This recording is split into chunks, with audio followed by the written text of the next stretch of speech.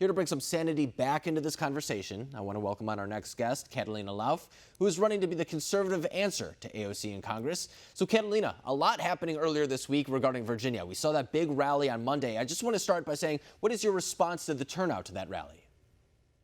I saw a bunch of American patriots there. That's my response.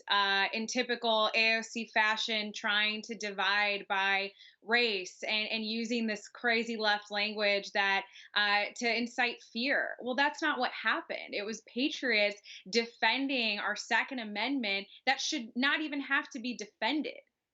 And I think it's interesting, too, because we kind of talked about what the state's legislature then did in response. We saw that huge turnout on Monday, and then we just see the state's legislature kind of marching forward with these gun control proposals that they, I guess, kind of campaigned on to get to this point. But you think that there would at least be maybe a pump on the brakes a little bit after seeing that sort of response. Were you kind of surprised to see that response from the lawmakers as well? I wasn't surprised because they will stop at nothing to complete their agenda of full gun control.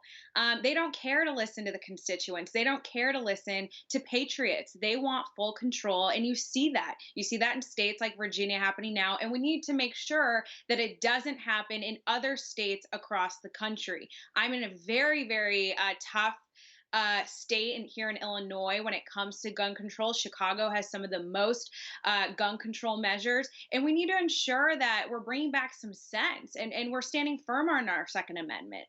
And, you know, we do kind of hear a little bit of a divide in the Republican Party when it comes to certain gun control measures. I mean, we've heard President Trump, for example, say that he would be open to supporting maybe red flag laws. We've seen the administration in the past take action when it comes to bump stocks following the Las Vegas massacre. What do you feel about gun control measures? Do you think that there is room for maybe a little bit of wiggle room when it comes to those? Or do you think that it's kind of a slippery slope like a lot of other people would claim? It's a very slippery slope. Show me research where red flag laws and those types of things work. There isn't enough information. It hurts the law-abiding citizen more than anybody, and that's the biggest problem. We need to focus on mental health, and I think where Republicans can improve upon and why it's so important to have lions, like myself in Congress, is that at what point do we say no?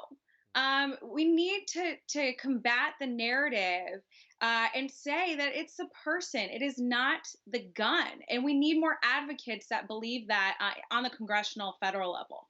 And, you know, you've come on the show several times, and we've talked about the idea of kind of expanding the Republican base. It can't just necessarily be the old white guy that a lot of Democrats will kind of accuse the party of. You kind of have to bring in new faces, and that's what we saw a little bit in Virginia. We saw minorities showing up. We saw people of the LGBTQ community showing up. And so you're in, as we said, right outside of Chicago. I mean, you're not in the area necessarily where there is a lot of gun violence, but it's still a topic that is very much so brought up. What do you think conservatives need to do, maybe in areas like yours, to kind of reach across the middle and kind of speak to people about what gun control measures should be intact, or maybe combat those kind of concepts and kind of speak truth to what's actually happening in those communities?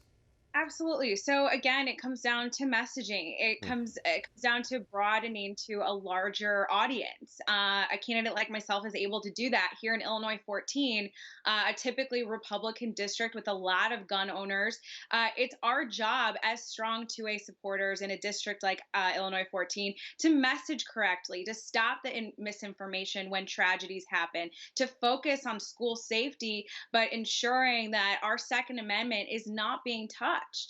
And I think that's an important point to note, too, because every time I talk to a gun owner, they say the same general kind of synopsis, that there is nothing they hate more than an irresponsible gun owner, because it kind of just chips away at their rights. It just puts them in a bad light, and all of a sudden they have to defend something that they otherwise shouldn't be defending. So kind of broadening out this topic a little bit more, too. I mean, we could talk about this issue of gun violence and really how to address it, or the Second Amendment and how to protect it. We could talk about that for an entire show. But I want to talk about your campaign as well, because you are trying to broaden out that base, as we talked about. How is your campaign going so far, and what are you doing in that effort?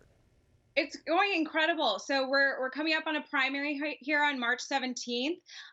We are seeing so much support across the district. We're getting millennials involved. We're getting Hispanic conservatives involved. We're really bringing out the base. It's a Trump district. President Trump won it by 4 points, Hmm.